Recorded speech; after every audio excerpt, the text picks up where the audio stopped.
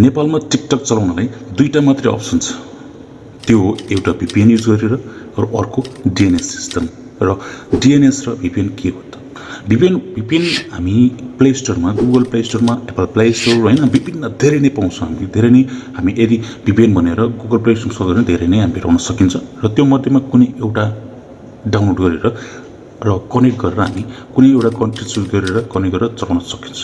र next DNS के छ भने DNS पनि अब गुगलमा हामी सर्च गऱ्यो भने DNS डोमेन नेम सिस्टमहरू होइन धेरै नै भेटाउने गर्छौँ।